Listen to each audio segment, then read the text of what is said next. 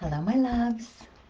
This is Cassandra McAllen, and I want to start by wishing happy post-caregiving Women's Day to all of you remarkable femmes that do so much to create a world that we all want to live in.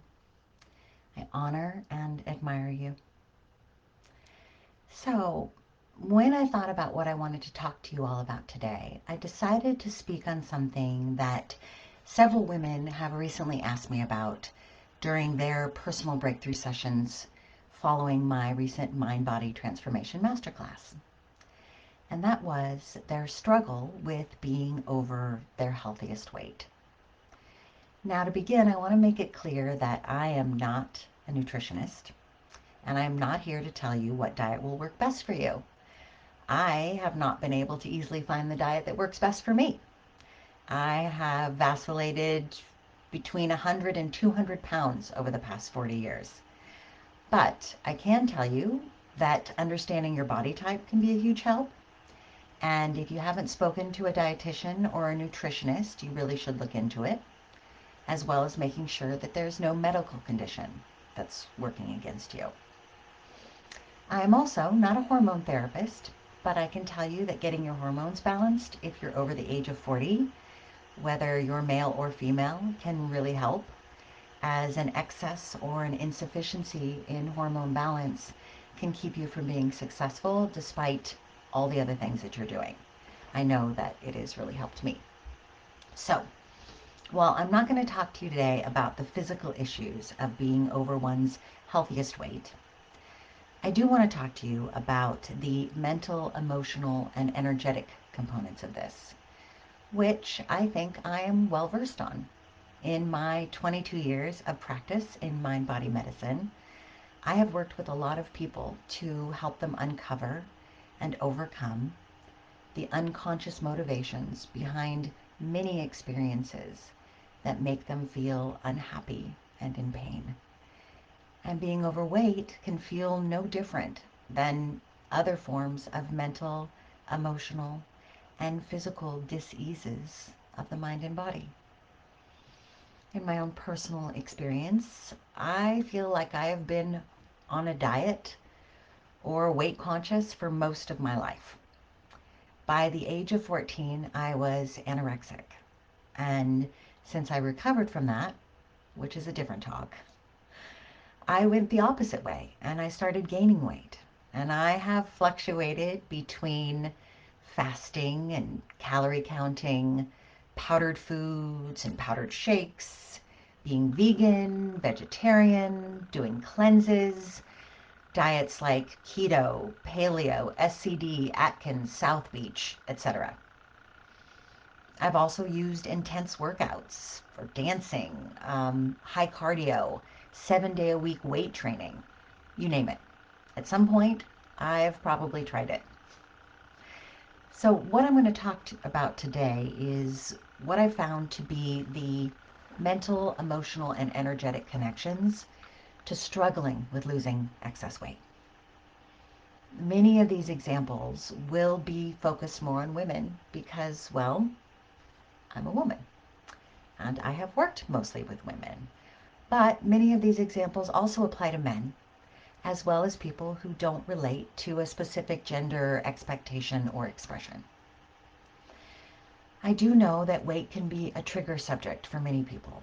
So if delving into the mind-body connection around this feels threatening to you in any way, please feel free to ask questions you may have, or simply leave the live at any time and join me for a different topic. And I love you. So, you're still watching? Okay, let's begin. The most common questions I've received over the years are, why do I carry extra weight? Why can't I seem to lose weight? And why do I put the weight back on? So I'm going to separate this into the mental and emotional underlying issues and the energetic imbalances, which, depending on time and comments, might take more than one live. So my hope for today is that I might give you some aha moments that will help you look deeper into some unconscious motivations that are keeping you heavier than you want to be. And if you would like help, you can always book a free session with me as my gift to you. And if it feels like a good fit to work together more, then I'd be delighted to assist you. So, in my experience, these are some of the most common mental and emotional reasons that people, especially women, carry extra weight.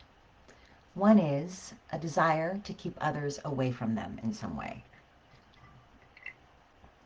2, take up more physical space in the world. And 3, be defined by other than their over-sexualized bodies. So let me explain how this shows up. Sometimes it's a trauma response from physical or sexual abuse. In the case of physical abuse, a person puts on weight unconsciously in order to be bigger, be less likely to be a pushover, seem larger or more threatening, be harder to hit, be able to take a harder hit without breaking, fight back easier when they're threatened, or simply be able to better stand their ground or push their weight around. And this is a mental and emotional response. In the case of sexual abuse or childhood over-sexualizing, weight acts like a deterrent, both in those previous examples and because society has led us to believe that a heavier person is a less sexualized person. So we feel that it will limit or lessen the amount of unwanted attention that we might get that makes us feel uncomfortable and that we don't know how to say no to in a way that will be listened to or respected. So we let our bodies say it for us, especially if we may be afraid of the consequences of saying it verbally. When we look at models and actors on movies, TV, or advertisements that are overtly sexualized, they're generally thin. Even if they have enlarged chests, breasts, or buttocks.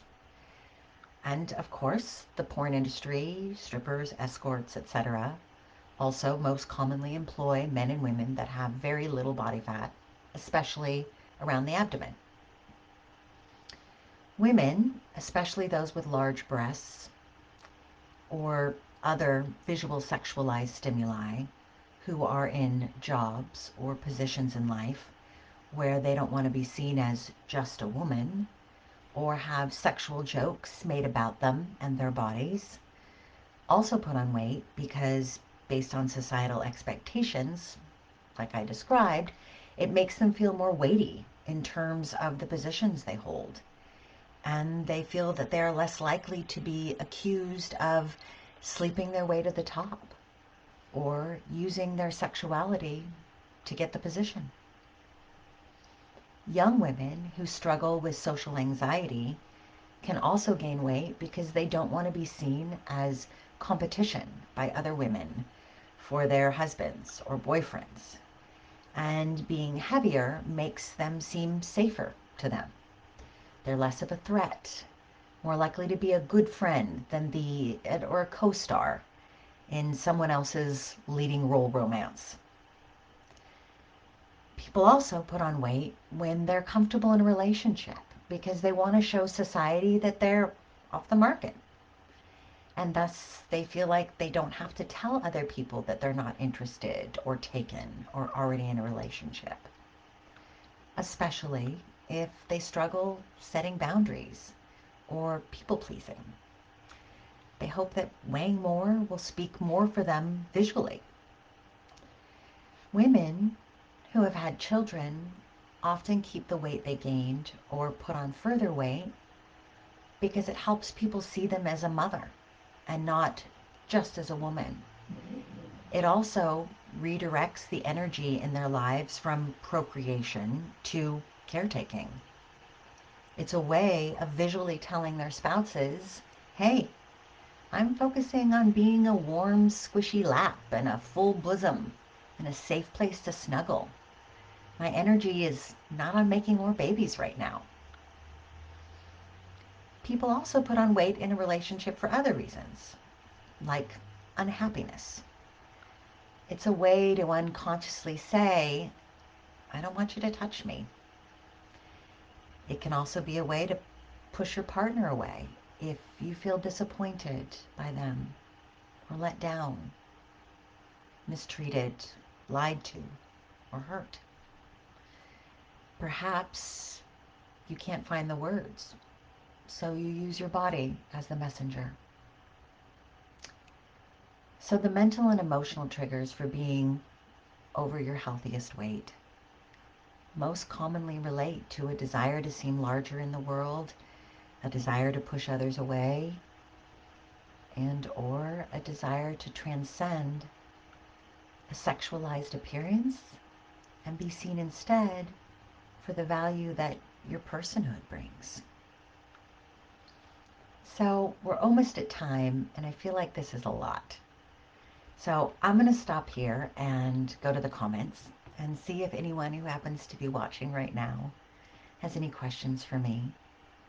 And I'll also check back over the week and look for more questions, as well as put a link in the chat where you could contact me personally for that free gift of my time. So let's see if anybody's watching now. So Karma says, I've definitely done that in regards to people pleasing and not wanting to offend someone.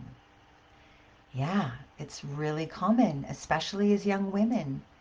Unless we feel we're in a place or space in our lives that, we have zero social anxiety and we're comfortable setting boundaries. And hey, I mean, we're not great at that as young women, and we're not even great as that as adult women. So, yeah, it makes a lot of sense. So, thank you all for joining me today. I see that there are no other questions. So, I hope I provided you with some good food for thought. Oh, wait, other question. Maggie, it is a lot.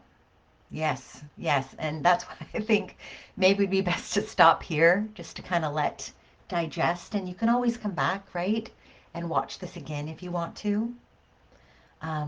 Just to kind of go over some that maybe might have hit you particularly hard, or maybe you want to sleep on. Maggie also says, I feel like my reasons are due to pushing my partner away because of resentment and disappointment. Yeah, right? Because, I mean, consciously, you may not feel comfortable saying, you've disappointed me. I'm resentful of you, because who knows that will bring, right? Maybe they'll leave you. Maybe you don't want that. Or maybe that'll just make living together intolerable, which is especially difficult if you have children or you're in a situation where you can't afford to live on your own. So, yeah, we use our bodies to speak for us. Joan says, so if we gain weight for any of the reasons you mentioned, and now the trigger is gone, how do we convince our bodies to let go? That's a really good question. And it's a deep one. And it does take some work, as by the fact you're asking that question, you probably found. So I will actually address that next week when we talk about the energetic components. And thank you for bringing that up, because I hadn't really thought about talking to that specifically. And so I will give you the ideas that I've seen that work for myself and for other people. Dee said, I thought it was working 2 years in a COVID unit. Well, yes, come back on Monday, where we're going to talk about the weight gain from compassion fatigue and other forms of energetic um, draining that causes us to put on weight to try to replenish ourselves, when what we really need to do is replenish ourselves energetically. Oh, you ladies are brilliant. Such great questions. Thank you.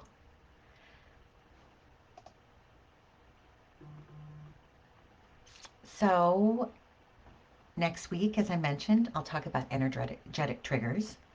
Um, Also carrying extra weight eating past the sensation of feeling full, eating foods that are unhealthy, or regaining weight after you've lost it, in addition to some of the points you guys have raised. So I hope to see you then. And I can also answer questions about this live at that time. So if you're watching after the fact and you want to chat after next Monday's live with me about this one, I'd be happy to do that. And please share this with anyone you think who could benefit. So, as always, take care of yourself for me. I love you all very much.